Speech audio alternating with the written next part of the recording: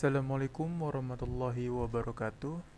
Perkenalkan, nama saya Muhammad Iqbal Azden, NPM 233121210. Di sini saya akan mempresentasikan hasil proposal saya, yaitu berjudul Pengaruh Penggunaan Learning Management System terhadap Kemandirian Belajar Mahasiswa.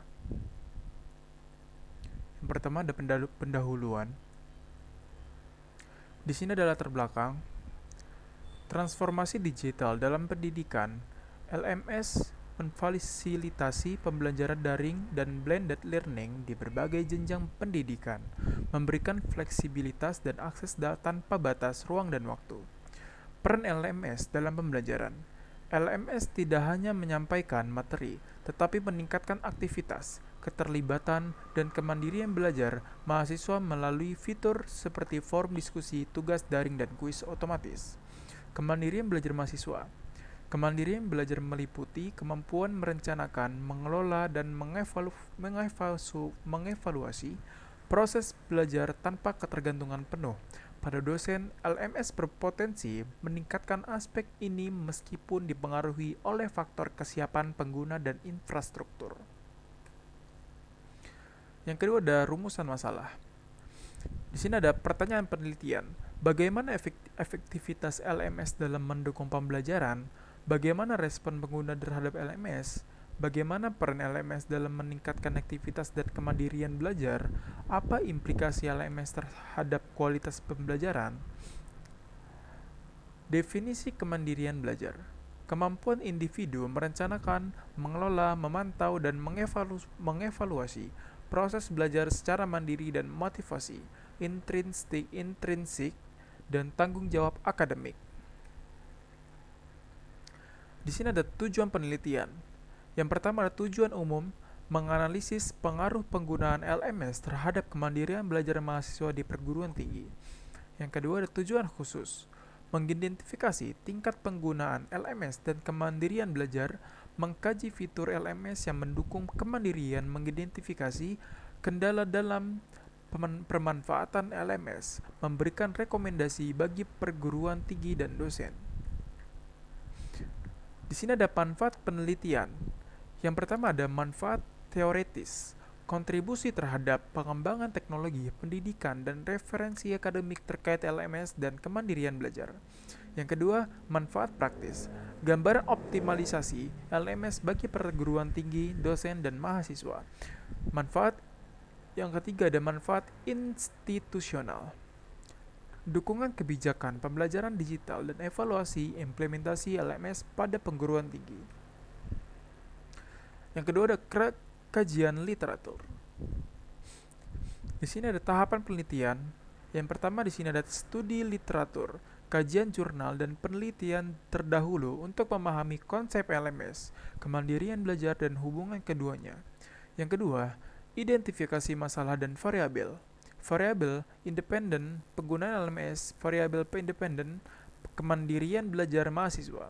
Yang ketiga ada penyusunan instrumen, kuesioner dan indikator penggunaan LMS dan kemandirian belajar menggunakan skala Likert. Yang keempat ada pengumpulan data dan analisis. Pengumpulan data secara daring diolah menggunakan analisis statistik untuk mengetahui pengaruh LMS. Yang terakhir ada interpretasi dan kesimpulan. Hasil dianalisis untuk menjawab rumusan masalah dan memberikan rekomendasi. Di sini ada metode pengumpulan data. Yang pertama ada studi literatur, mengumpulkan data sekunder dari jurnal buku dan laporan penelitian terkait LMS dan pembelajaran. Kuesioner, data primer dikumpulkan melalui kuesioner yang menilai intensitas penggunaan LMS dan indikator kemandirian belajar. Yang terakhir ada dokumentasi, data pendukung berupa jumlah pengguna LMS dan pedoman penggunaan LMS di perguruan tinggi. Perancangan penelitian. Yang pertama ada desain penelitian, pendekatan kuantitatif dengan metode survei untuk objektivitas pengukuran variabel. Yang kedua, populasi dan sampel, Populasi mahasiswa penggunaan LMS, sampel mahasiswa terpilih dengan teknik sampling purposive atau random. Yang ketiga, variabel dan indikator. Variabel LMS, akses materi, forum diskusi, tugas online, dan evaluasi online. Variabel kemandirian, perencanaan belajar, pengelolaan waktu, tanggung jawab, inisiatif, evaluasi diri. Yang terakhir, teknik analisis data.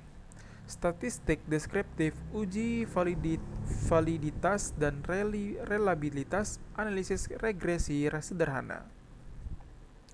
Oke, di sini ada jadwal penelitian. Yang pertama, di bulan pertama ada studi literatur dan perumusan masalah, pengumpulan referensi, dan penyusunan rumusan masalah. Yang kedua ada di bulan kedua penyusunan instrumen.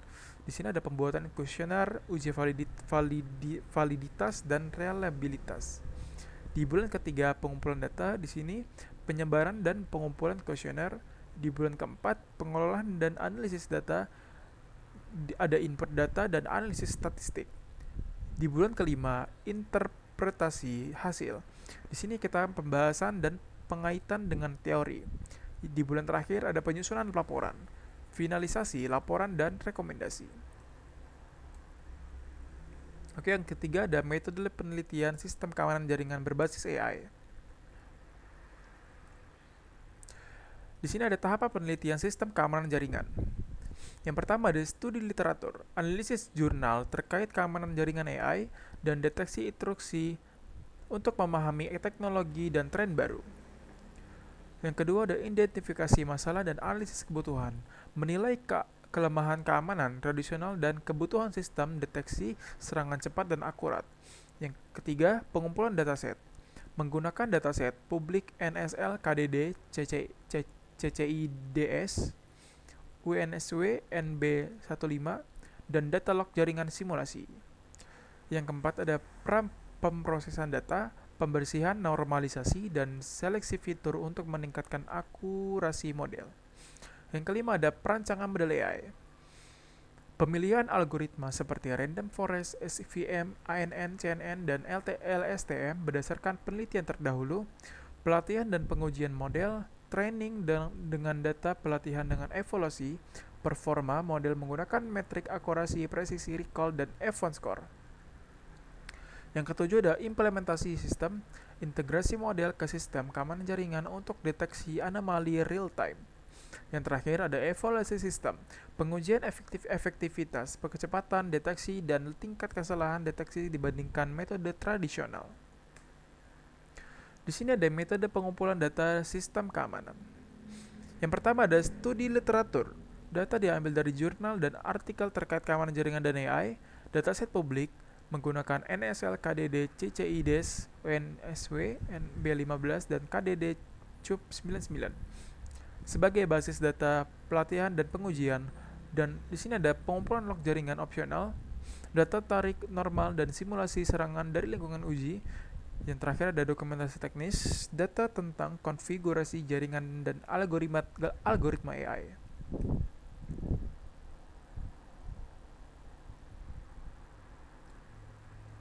Perancangan sistem keamanan berbasis AI. Arsitektur sistem, komponen data kolektor, pre-processing, modul AI detection, engine, decision layer, monitoring, and alert system. Yang kedua, pemilihan algoritma AI. Algoritma random forest, SVM, KNN, ANN, CNN, LSTM untuk deteksi pola serangan. Yang ketiga ada alert process. Di sini ada data input, pre-processing, training, testing, deployment, terus ke monitoring and feedback. Antarmuka monitoring menampilkan grafik traffic, log aktivitas, status serangan, dan notifikasi.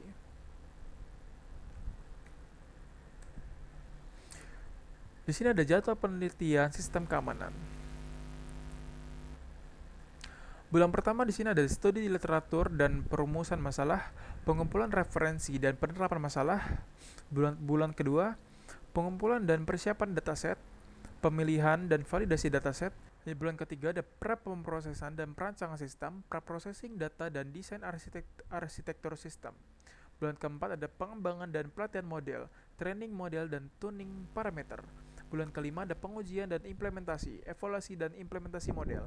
Bulan ke-6, evaluasi dan penyusunan laporan penyempurnaan sistem dan laporan akhir. Di sini ada daftar pusaka. Untuk daftar pusaka kita di sini ada rasiman dari rasiman biduran, efektivitas pengguna learning, dan ini daftar pustaka yang saya pakai. Ada 3. Terima kasih presentasi proposal dari saya. Wassalamualaikum warahmatullahi wabarakatuh.